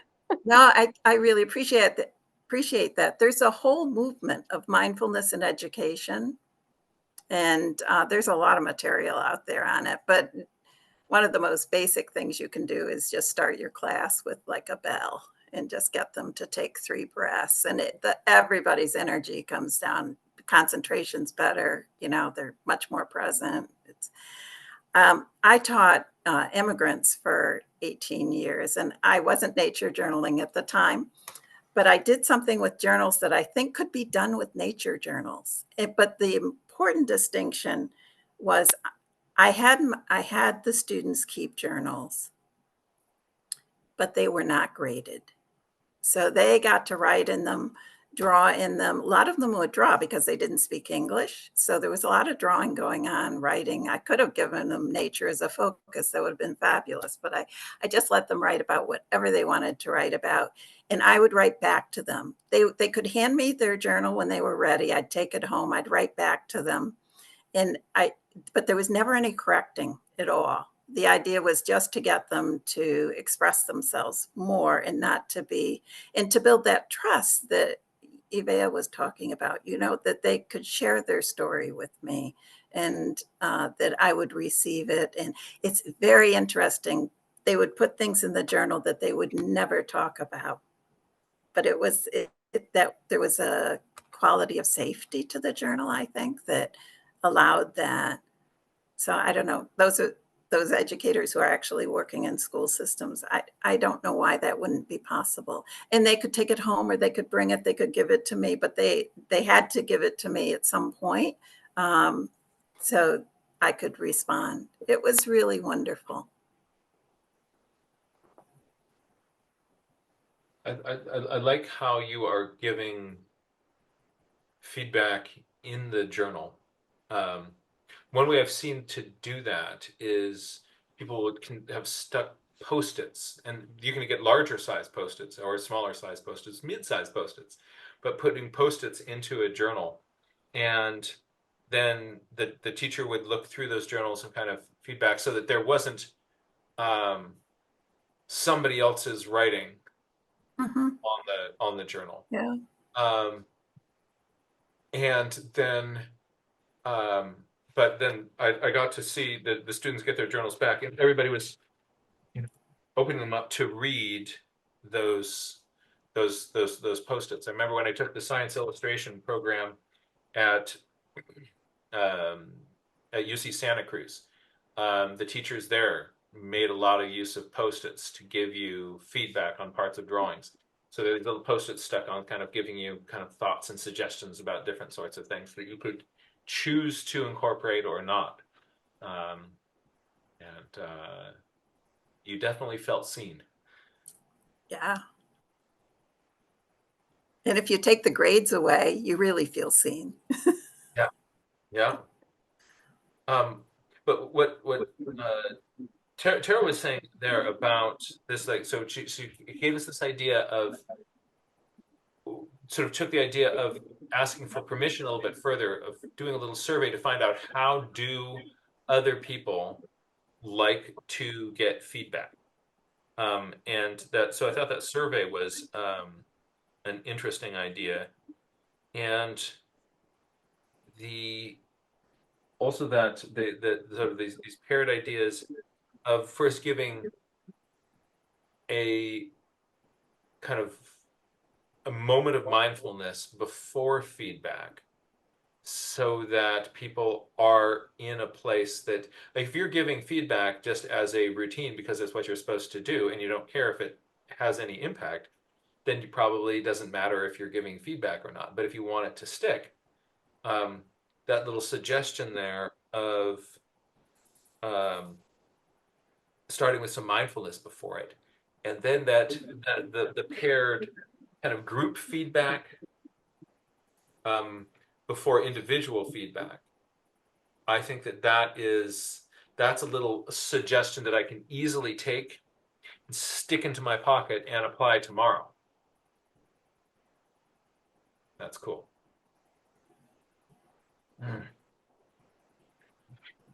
I would like to bring Elaine into this conversation as well. So Elaine, you may now unmute, and if you turn on your screen, you can, there we go. We were going to bring you in. So I was listening to, there's individual feedback and then group feedback. So it depends for me if, let's say, I'm nature journaling or classes outside versus on Zoom or in an indoor setting. So I think it's setting all these groups up, first of all, and this may be repetition, but I share that we're all vulnerable. Nobody's judging, and you start where you're at. And then if it's an outdoor group, I tell them that I'm going to walk around so they have that individual time with me if they choose it. So I suggest, I say, when I walk by you, let's say the group spread out, if I walk by you and I see you're in your flow or you're really engaged, I'm not going to disturb you. But that's your moment to stop me and engage me if you want feedback. Now, it's a little bit different, right, on Zoom. But on Zoom classes, if it's an in-working class, I say, stop me. That's what I'm here for. If you want to ask a question about maybe technique or whatever you're doing. Now, for the group that's maybe outside or in a classroom, I do expect everybody to share. I teach a lot of adult classes now, so I kind of prepare them, like the first group setting, to say, it's really important to share. You'd be surprised at, the feedback that sometimes you might not think what was in your brain came down on the paper, but somebody might really like what you did regardless. And I think I shared this a few weeks ago, is when they're sharing, so if it's outside and we lined our sketchbooks out versus if they sent me their finished painting, because I teach art classes a lot with nature journaling. So sometimes I give them, they have that week to think and process their work if it's an ongoing class or group. So they will send me, I ask them to send me a flat copy camera image, and then I put it up on a PowerPoint the following week. So it gives them time to process it. And then I ask them to share with me what they think is working, what they think they like about what they did, and then what was challenging. So it opens the door up for them to share what they want first. And then, I've given them handouts on how to share positively, before we get together or talk about that. And then I usually pick out something that I think, and I talk about levels that were mixed level groups, mixed skill groups, so that the beginner doesn't feel, because often they'll be intimidated. And I tell them the story. This is the story I tell. So 2 of my sons, they're all grown now, were shortstops at competitive schools and played college ball.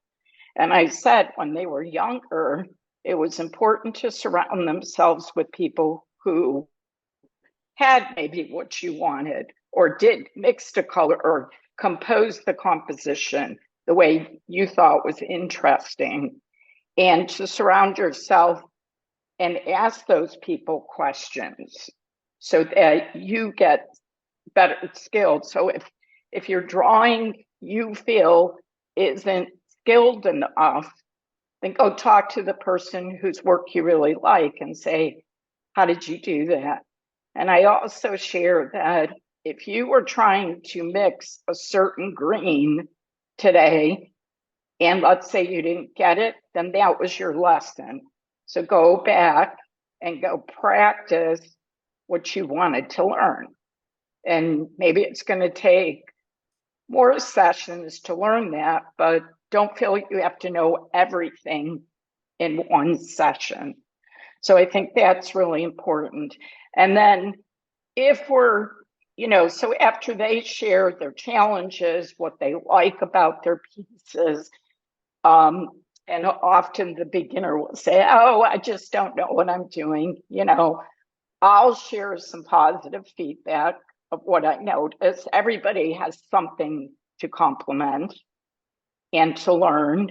And then I open it up to the group to share. And I think it was brought up role modeling. I'll model that positive effect, and it's catchy. And I actually asked a group of adult students Monday to talk about the feedback that we do in classes. And some of these people have taken classes with me for years, so they're comfortable, very encouraging the beginner. And they spoke up about, I create a family, a community, because I think that's important in our groups, that it's okay to be vulnerable and share. And if I miss something, they share something positive. It's already like they kind of know the routine. They know that we want to speak about, more of what's working. And then if there's students who I feel, there's always the students who do work really, really well, right?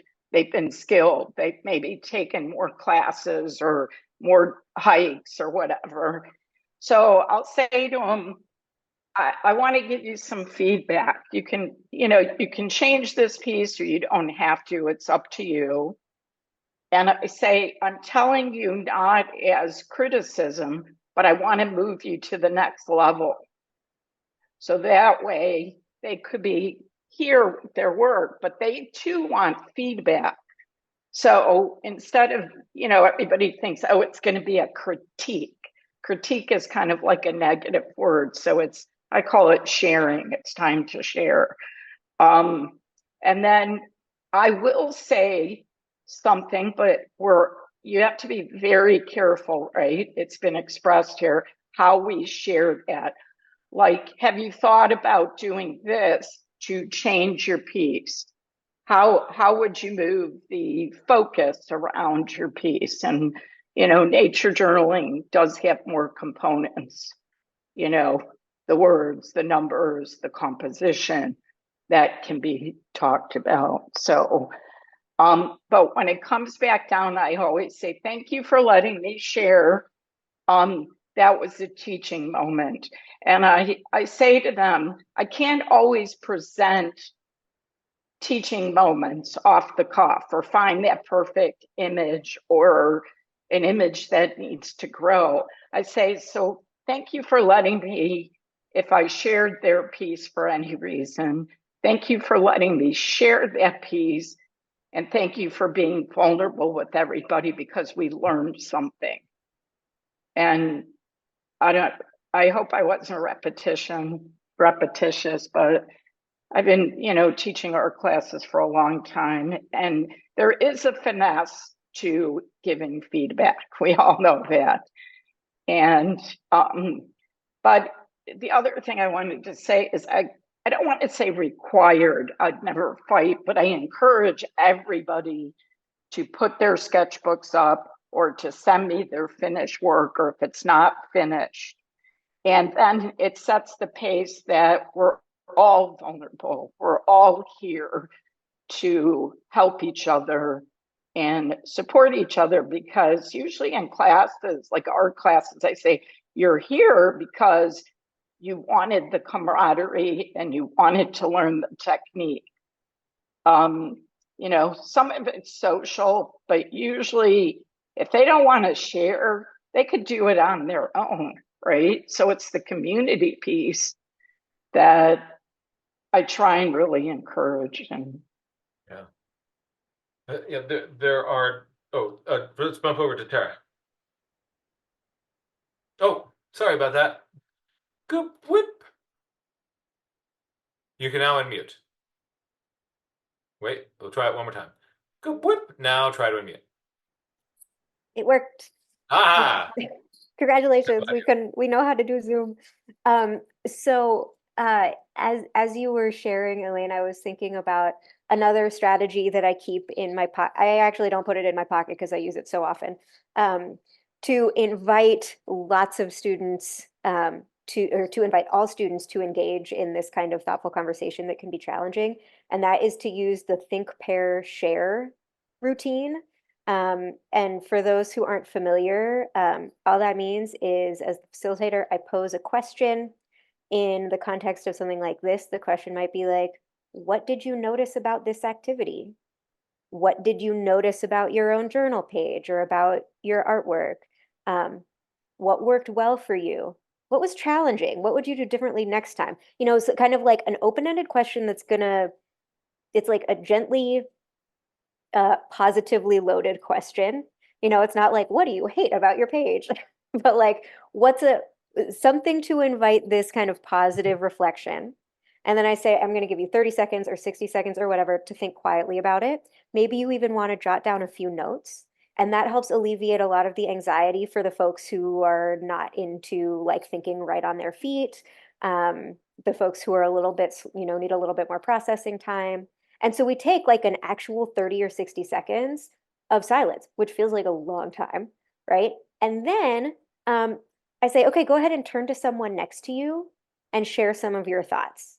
And then that scaffolds them up to just talking to one person. They're not speaking to the entire group yet. They're just talking to a peer.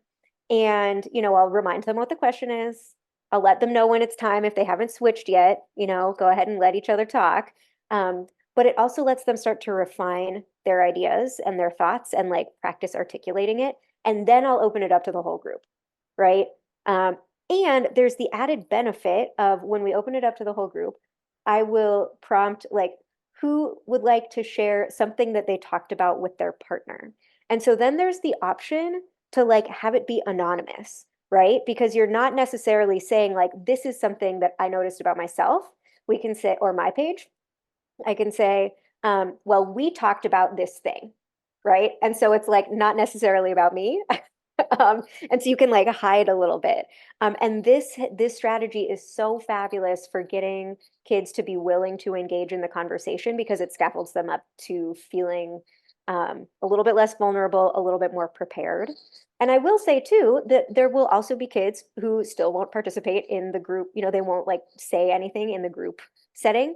And so then those are the kids that like I'll check in with later, hey, how's it going?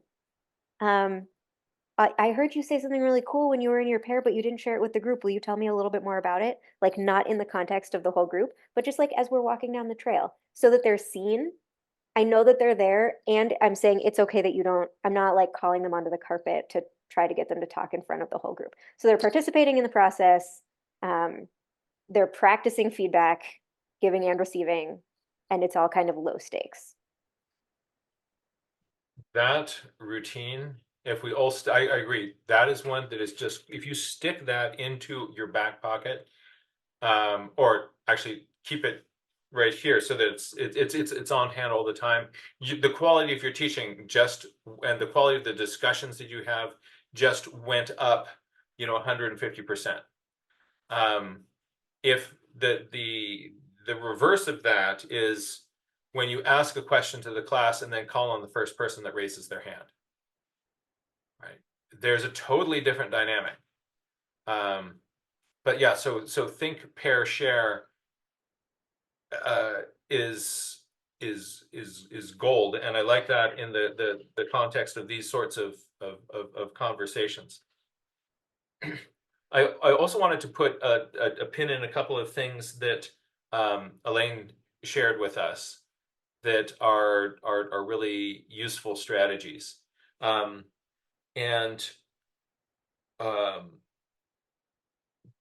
one, I like this idea of there's a vulnerability when, if we're going to give, like, everybody is used to kind of giving the positive feedback. This part is working. The challenge is, if we want to be giving really deliberate, actionable feedback, as sort of a part of, deliberate practice is to have a coach who can help you see, like, you're holding the bat wrong or whatever it is. How do we give that feedback that's not like, I liked this part, right? And for some students who are really kind of at the edge of their comfort zone, just putting any marks on paper, what I would do is I would I'm not going to worry about what part was challenging. But for students who can handle that, having them pointed out to you, like, what parts of this, sometimes I phrase it like this: what parts of this were really fun to work on, right? And then they'll point to these parts, like, I was having fun in this part of the drawing. And then what parts felt frustrating, right? And they can point to that part of the drawing. Then you could say, what do you think about the way that these two different parts came out?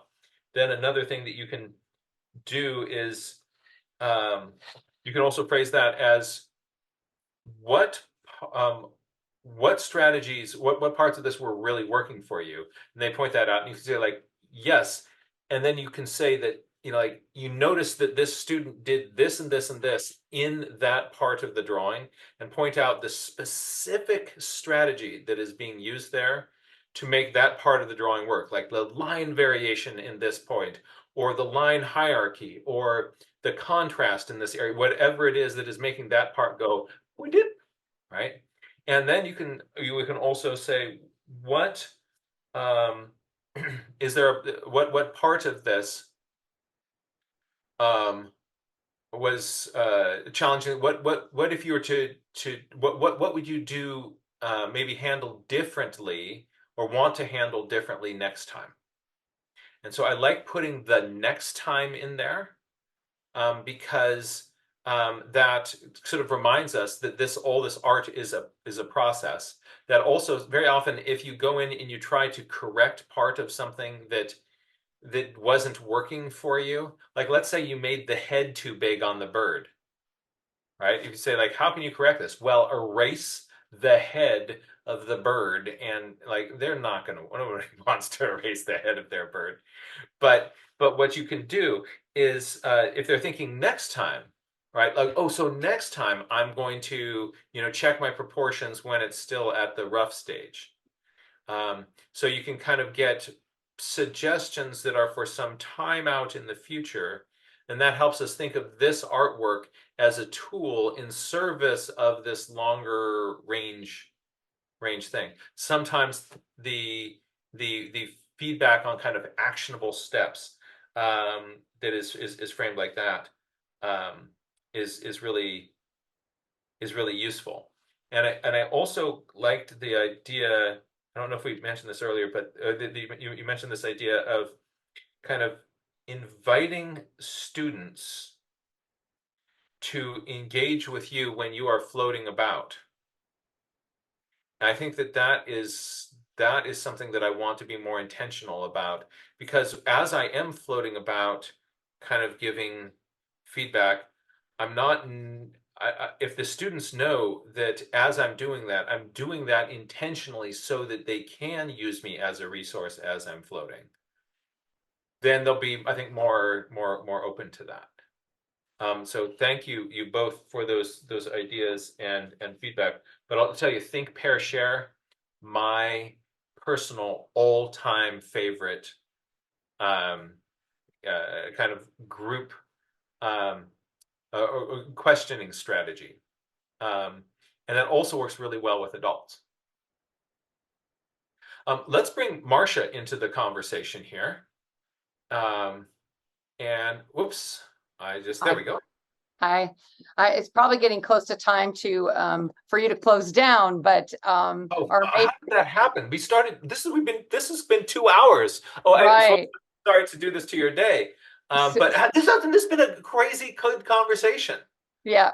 So let me just make this quick, because I was on your train of thought, and I wrote something in the chat called "Bloom Among the Prickly Thorns," or which it could be pears, right? But I also added what's blooming in your world of art, what's feeling prickly or thorny.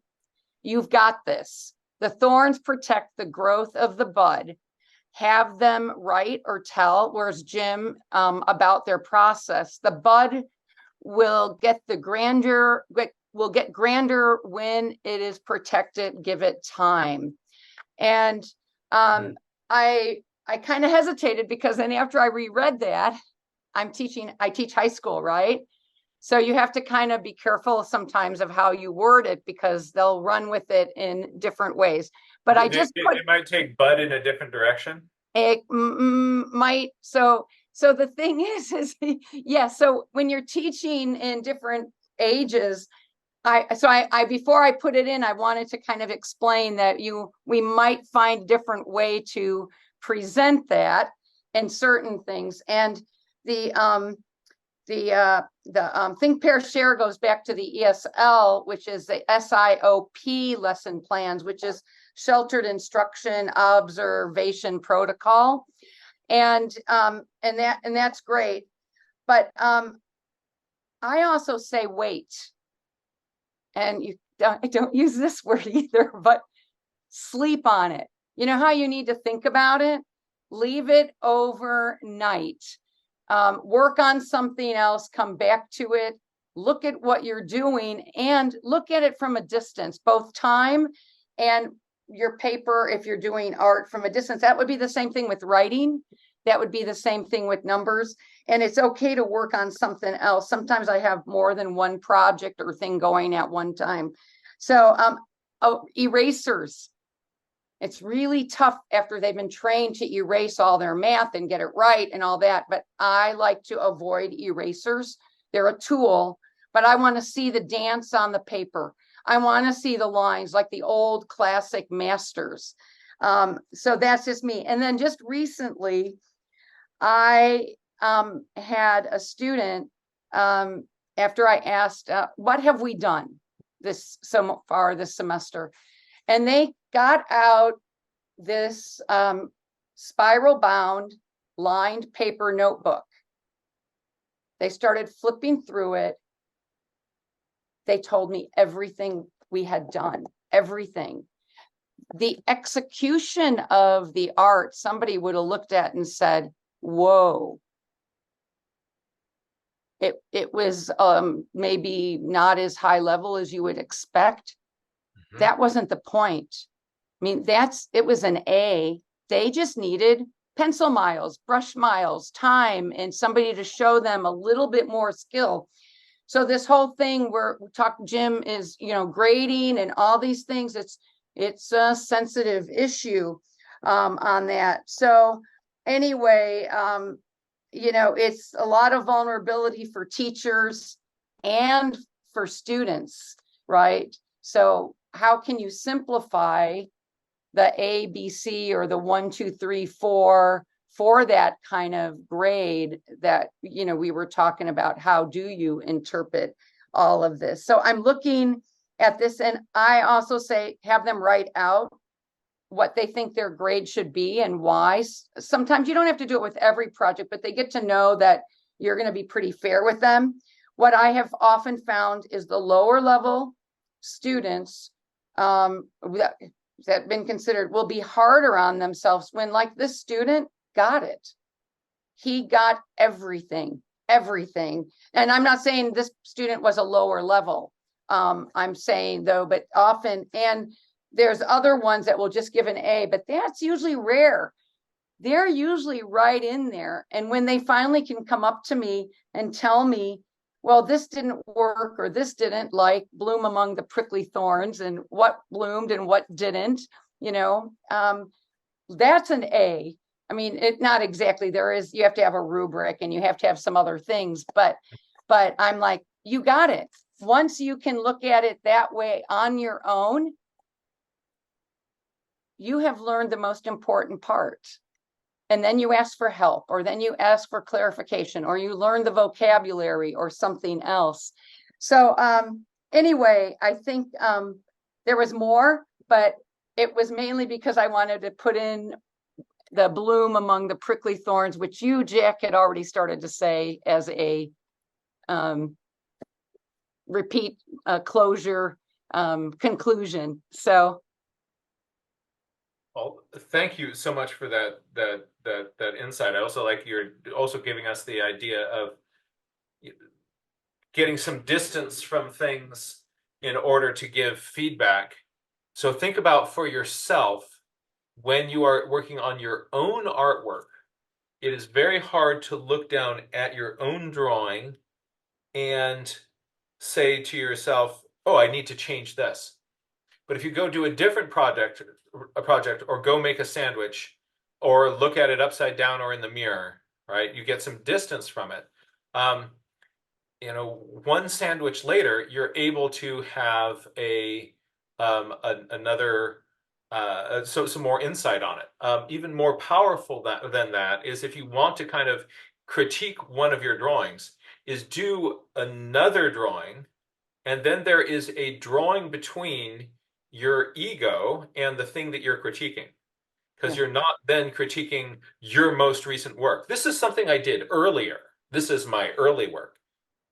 It was just the one before this. But once you've got, sometimes a little bit too raw if we're going to critique this one that is right here in front of you. So give yourself a little bit of padding between the most recent drawing that you've done, get some feedback on that, and then you can either alter that drawing to change it, or just take those strategies and bring them to kind of work on the next one. So I like your idea about waiting. But how often do we in a classroom situation have a drawing that will span multiple days?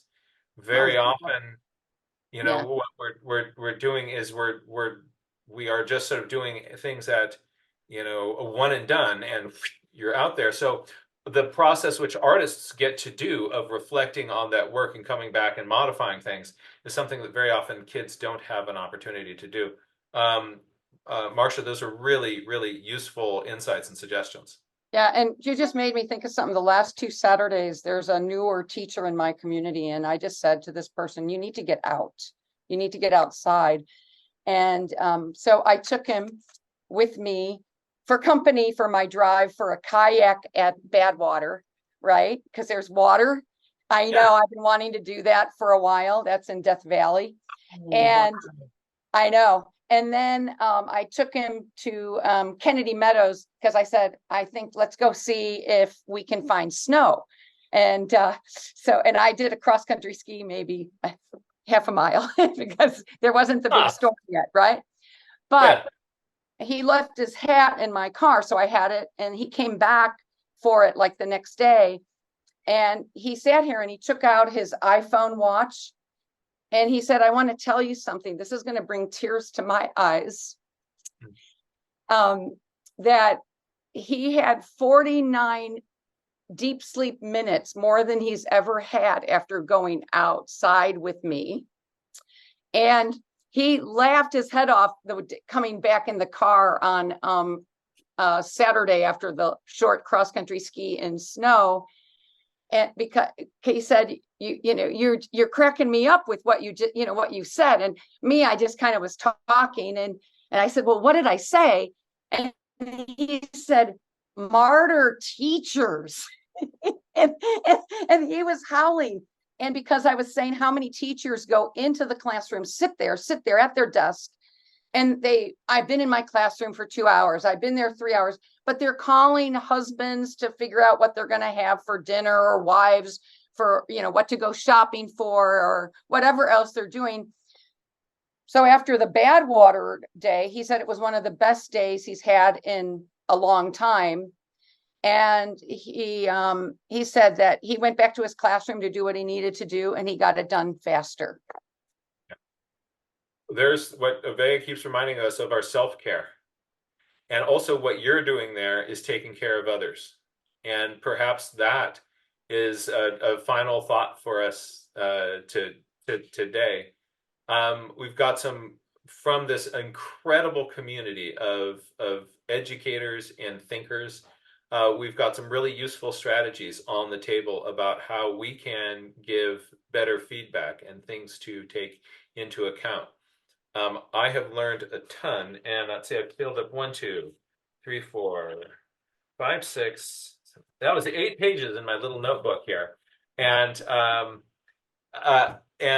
so I'm really looking forward to putting a lot of these ideas into play. I want to thank you all for your generosity of ideas. And I also again want to thank the mad botanist, Vea Moore, for helping wrangle the community and taking really good care of us. And just note that Marcia was talking about the importance of our self-care and the importance of, if we've got ourselves taken care of, then we're better able to step out and take care of others. Star reminded us the importance of centering and sort of being present with yourself, and then we're in a place to help others. This work which we're doing as teachers is critically important, and the world needs it, and it is very, very challenging and very, very difficult. So being able to come together in community like this to share ideas and best practices, and also just to be present with each other. Thank you all so much for your time today. This has been 2 hours. For me, it flew by. It's 2 hours of really useful insight and wisdom. So grateful to all of you, and thank you for being here. Thank you, Jack. All right, my dear friends, we're going to close out for today, and we'll see you again soon. Bye-bye.